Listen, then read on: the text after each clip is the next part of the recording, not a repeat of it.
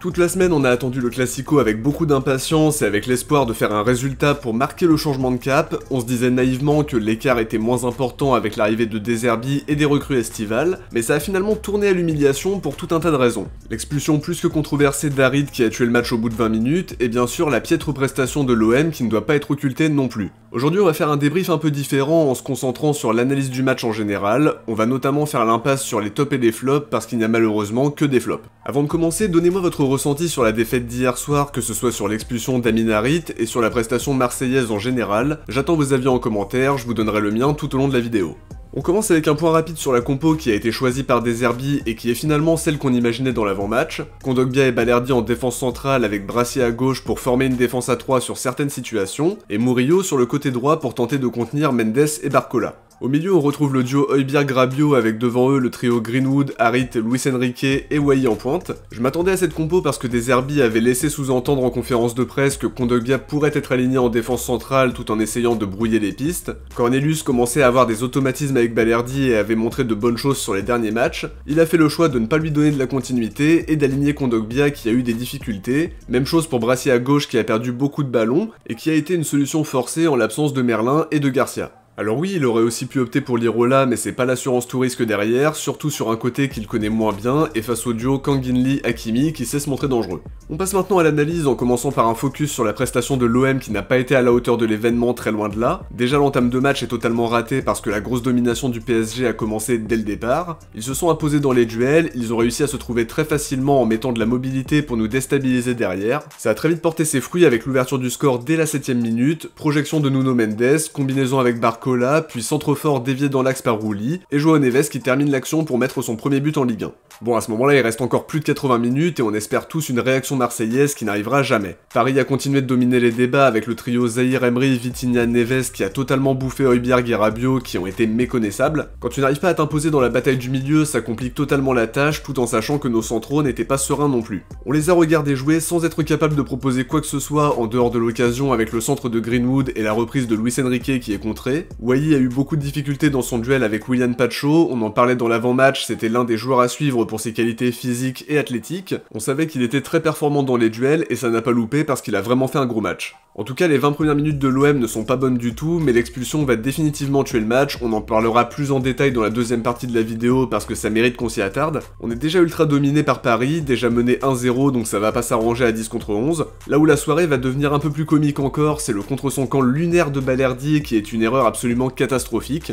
Y a pas le moindre danger, mais il vient dévier le ballon et ça trompe Rulli, c'est un but totalement ridicule, ça doit jamais arriver à ce niveau-là, et surtout ça montre qu'il y a eu un gros manque de communication entre Rulli et Balerdi. C'est le but du break pour Paris qui n'a pas eu besoin de faire grand chose pour mettre le deuxième, et c'est le coup de massue de trop dans un match où on n'a jamais réussi à montrer de maîtrise. Le troisième but m'a pas beaucoup surpris non plus avec un cafouillage dans la surface, Dembélé qui trouve Barcola en retrait pour mener 3-0 à la pause, donc forcément tu perds 3-0 à la mi-temps à 10 contre 11, y a pas de raison d'être optimiste. La deuxième mi-temps a été d'un ennui total en dehors de la frappe de Rabiot qui n'est pas cadrée et la tête de Brassier qui passe au-dessus en fin de match. Le score aurait pu être plus lourd mais Ruiz et Dembélé ont raté l'immanquable chacun leur tour. Au final ce classico se résume à un arbitrage polémique, une très mauvaise prestation marseillaise et elle met en évidence une statistique que je trouve vraiment terrible et même totalement honteuse. Ça fait 7 ans que l'OM n'a pas marqué face au PSG au Vélodrome en Ligue 1, le dernier buteur c'était Flo Thauvin le 22 octobre 2017 et depuis aucun joueur de l'OM n'a marqué face à eux au Vélodrome en championnat. Il y a eu entre temps les buts de Sanchez et de Malinowski sous Tudor mais c'était en Coupe de France.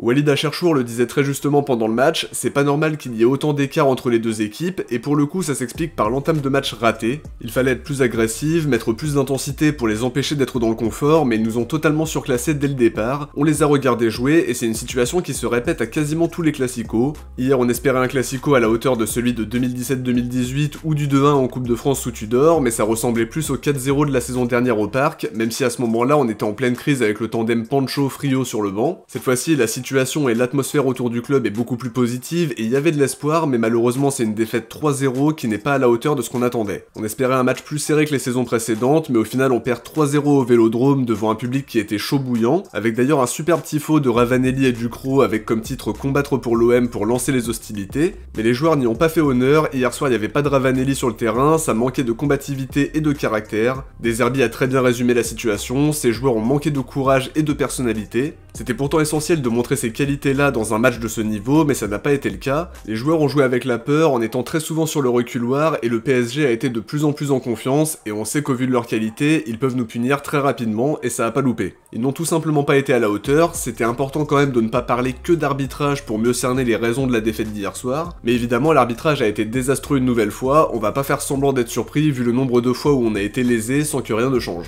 Ça me permet d'enchaîner sur la deuxième partie de la vidéo où on va parler de cette expulsion à froid. Hier j'étais bien trop énervé pour faire le débrief parce qu'il fallait digérer la lourde défaite et la décision de l'arbitre que je trouve toujours aussi scandaleuse à froid, et ce malgré les explications de Le Texier. Il affirme qu'il a pris cette décision en considérant que l'intégrité physique de Marquinhos avait été mise en danger après avoir constaté une trace sur son sternum. Pour autant, si on reprend l'action, Harit joue totalement le ballon, il le voit pas arriver parce qu'il vient de son dos, Harit l'a dit et répété. Marquinhos arrive après donc il y a aucune intention de faire mal, sur l'un des ralentis qui a été montré après le match, on voit qu'il l'effleure et que la faute n'est pas aussi énorme que ce qu'on pouvait penser à vitesse réelle, parce que c'était quand même impressionnant à vitesse réelle, mais l'assistance vidéo a confirmé sa décision, mais sans lui proposer d'aller voir les images, alors que ça aurait été juste normal de faire comme ça. Si j'ai bien compris, Le Texier a appliqué le règlement à la lettre, mais à mon sens il aurait pu faire preuve de plus de pédagogie en lui mettant un carton jaune en guise de dernier avertissement comme il allait le faire avant de voir la trace parce que ça a tué le match. Il se défend en expliquant qu'il est bien conscient que ça a changé le match, mais qu'il était obligé de prendre cette décision au regard de la dangerosité du geste. Personnellement, je suis toujours pas convaincu et je me demande quelle décision aurait été prise si c'était pas un joueur de l'OM qui avait fait la faute.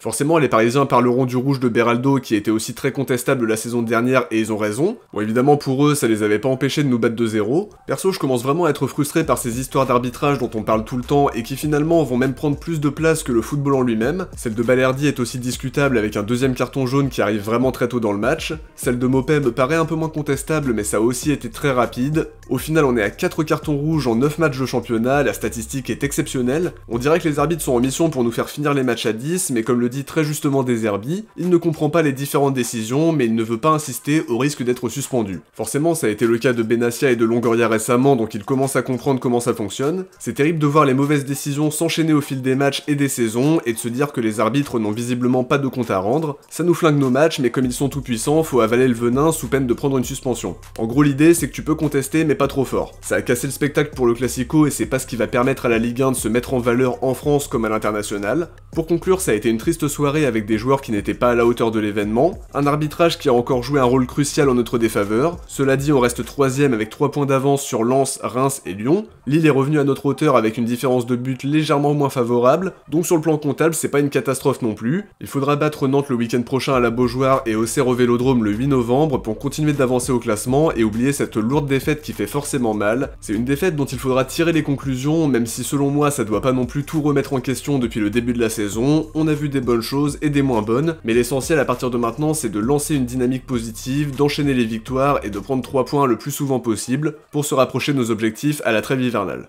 De mon côté, j'arrive à la fin de cette analyse, j'espère que vous avez aimé et si c'est le cas, n'oubliez pas de laisser un like avant de partir pour me soutenir et permettre à la vidéo d'être mieux référencée. Je vous invite aussi à vous abonner en activant la cloche des notifications pour ne rien louper de l'actualité de l'OM. Si vous avez regardé cette vidéo jusqu'au bout, écrivez arbitrage dans les commentaires. De mon côté, je vous dis à très vite pour une prochaine vidéo, ciao, portez-vous bien et surtout allez l'OM.